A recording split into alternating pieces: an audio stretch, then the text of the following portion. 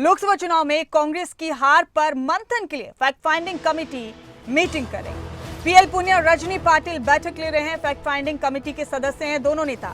कल भी बैठक कर फील्ड रिपोर्ट लेंगे नेता और हाई कमान को रिपोर्ट सौंपी जाएगी। फाइंडिंग कमेटी हिमाचल कांग्रेस के दिग्गज नेताओं के साथ मिलकर फैक्ट्स ढूंढ रही है और इसके बाद रिपोर्ट तैयार करके हाईकमान को सौंपी जाएगी। आपको बता दें कि लोकसभा चुनाव में चारों ही सीटों पर कांग्रेस को हार का मुंह देखना पड़ा और इसी के चलते फैक्ट फाइंडिंग कमेटी की बैठक का आयोजन किया जा रहा है। आज और कल दोनों दिनों तक ये बैठक चलने वाली है और इस बैठक के दौरान हार की वजूहात पर मंथन किया जाएगा और उसके बाद रिपोर्ट तैयार करके आला कमान को सौंपा जाएगा।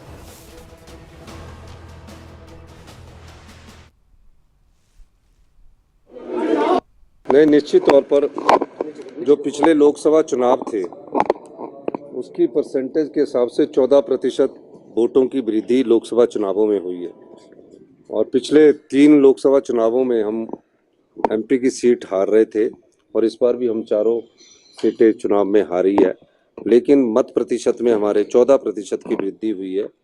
लेकिन जीत ही सबसे बड़ा मायने रखती है। तो मेरा ये मानना है कि वो जो कमेटी आई है वो पूरे फैक्ट जानेगी।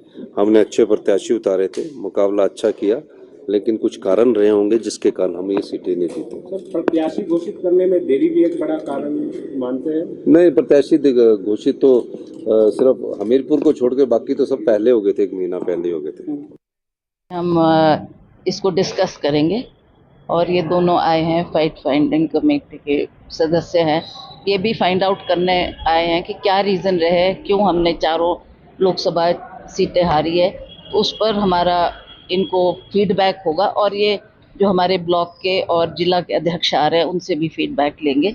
सारे तथ्यों को लेकर ये हाईकमांड को अवगत करवाएं। सीएम साहब से हम दरख्वास्त करेंगे कि ये जल्दी होना चाहिए ताकि लोगों को, जो पार्टी के वर्कर्स हैं, उनको कहीं न कहीं मान सम्मान दिया जाए। और मेरे साथ इस खबर पर शिमला से हमारे ब्यूरो हेड प्रदीप ठाकुर जुड़ चुके हैं। ज्यादा जानकारी के लिए उन्हीं का रुख करेंगे। Pradeep, fact finding committee Congress की बैठक चल रही है, 2 दिन तक ये बैठक चलेगी। जाहिर है उपचुनाव में तो 3 सीटों में से 2 पर जीत दर्ज कर ली कांग्रेस ने, लेकिन लोकसभा चुनाव में चारों ही सीटें लूज कर दी थी और शिकस्त का वो दुख कांग्रेस से जाहिर सी बात है बर्दाश्त नहीं हो रहा। उसी पर अब वजूहात ढूंढने की कोशिश की जा रही है। क्या चल रहा है इस बैठक में अभी प्रदीप? कितनी लंबी चलेगी आज की ये बैठक? क्या कोई जानकारी निकल कर सामने आई अभी तक? बिल्कुल, देखिए, बैठक इस वक्त भी पार्टी प्रदेश कार्यालय राजीव भवन में चल रही है और इसमें जो कमेटी के सदस्य हैं पीएल पुनिया और रजनी पाटिल हिमाचल प्रदेश की पूर्व में प्रभारी भी रह चुकी हैं। ये बैठक ले रही हैं नेताओं के साथ और सुबह से पहले पार्टी के बड़े स्तर के नेताओं के साथ मुलाकात हुई है, बैठक में चर्चा की गई है और 1 to 1 बातचीत हुई है। हालांकि मुख्यमंत्री सुखविंदर सिंह सुक्खू का जब पहले टूर प्रोग्राम आया था तो उनका दिल्ली का प्रोग्राम था, लेकिन उस बैठक में पहुंचे और अपनी बात यहाँ पर दोनों सदस्यों की की है। उसके बाद वो दिल्ली चले गए हैं। विक्रमादित्य सिंह जो कैबिनेट मंत्री हैं और मंडी लोकसभा क्षेत्र से उन्होंने चुनाव लड़ा है, इस बार का लोकसभा चुनाव, अपनी बात कह के दिल्ली चले गए हैं मुख्यमंत्री के साथ। कांग्रेस पार्टी के प्रदेश अध्यक्ष प्रदीप सिंह अभी पार्टी ऑफिस में ही है। डिप्टी सीएम मुकेश अग्निहोत्री भी अपनी बात कहकर निकल गए हैं वहां से और उन्होंने भी अपनी पूरी जानकारी जो है इस जो लोकसभा चुनाव रहे उसको लेकर अपनी बात यहाँ पर कही है, अपनी फैक्ट जो है कमेटी को भी दिए हैं। बाकी भी कैबिनेट मंत्री कर्नल धर्मनाम शांडिल की बात की जाए, राजेश धर्मानी की बात की जाए तो वो भी अपनी बात कह के गए हैं। सीपीएस सुंदर सिंह ठाकुर, उन्होंने भी अपनी बात कही, क्योंकि इसके साथ साथ अभी ब्लॉक और जिला के अध्यक्षों के साथ होनी है। आज मंडी और दूसरा जिला होगा, दूसरा संसदीय क्षेत्र होगा जहाँ के नेताओं के साथ जानी है।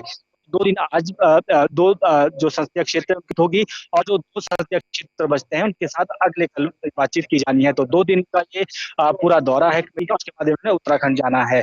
जो चर्चा अब तक जो जानकारी है और अपनी बात भी पर मीडिया के समक्ष भी जो नेताओं की तरफ से कही गई है, खासतौर पर मुख्यमंत्री और उप मुख्यमंत्री से अगर बात की जाए तो उन्होंने साफ तौर पर कहा कि लोकसभा चुनाव में हमारा मत प्रतिशत बढ़ा है। हालांकि उस वक्त उपचुनाव थे, उसमें हमें सफलता मिली है, लेकिन बेशक हमारी 4 सीटों पर हार हुई है, लेकिन जो वोटिंग परसेंटेज है वो हमारा कहीं ना कहीं बढ़ा है। तो हम ये कह सकते हैं कि जनता का विश्वास हमारे ऊपर है, लेकिन चारों सीटें हारे हैं हम।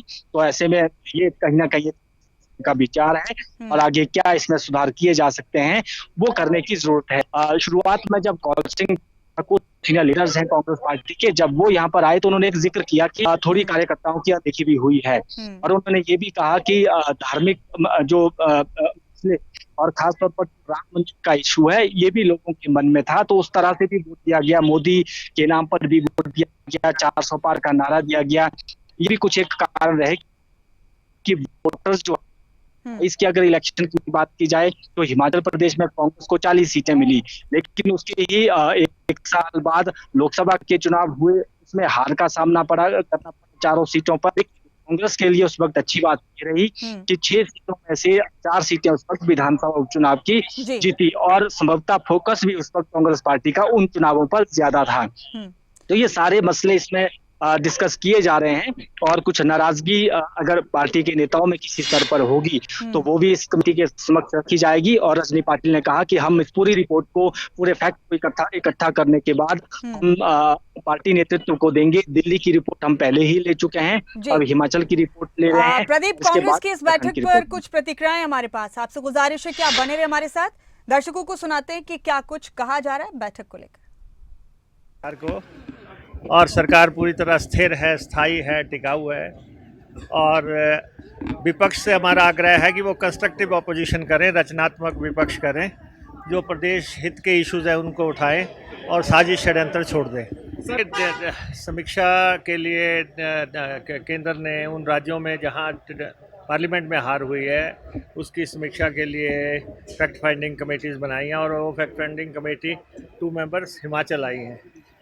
उनके साथ अभी चर्चा होनी है, डिस्कशंस होनी है और जो भी पहलू रहे, लेकिन इतना ज़रूर है कि हमारी प्रायोरिटी हिमाचल प्रदेश की सरकार को स्थिर करना था। उस प्रायोरिटी में हमने काम किया और आज हम उतने ही MLAs पे पहुंच गए हैं जितने पे हम थे। बाकी तो जो डिस्कशन होगी, जो उसका आउटकम होगा वो हम आपको बताएंगे। हार जीत के कई कारण होते हैं। हिमाचल का वोटर जो है उसको समझना इतना आसान नहीं है।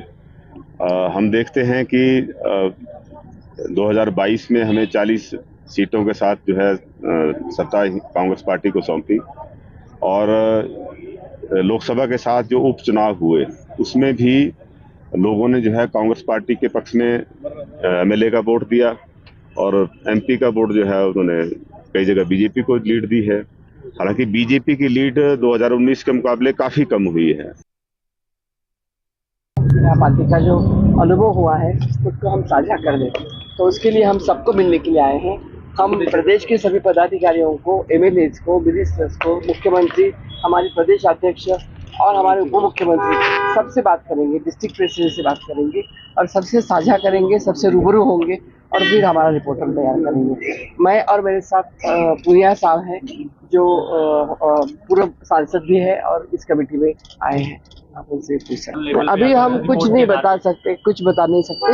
हमारा रिपोर्ट काम सादर करना हमारा काम है, उसके ऊपर फिर हाईकमांड निर्णय लेगी। उत्तराखंड, दिल्ली और हिमाचल, इसके बाद हम उत्तराखंड जाएंगे। दिल्ली का हो गया हमारा, मैंने बताया दिल्ली का हो गया, दिल्ली का रिपोर्ट भी हमने सादर कर दिया। करेंगे बात करेंगे कि क्या कारण रहे, कैसे हमको और मजबूत होना है, क्या उसमें प्रॉब्लम रही है और कैसे आने वाले समय में उसको बेहतर किया जा सकता है, उसके ऊपर विचार विमर्श करेंगे। सर, आपने चुनाव भी लड़ा है तो आपको क्या लगते हैं कि क्या कारण रहे होंगे इस बार? आप कहेंगे ना, अंदर बात करेंगे क्या है क्या नहीं है।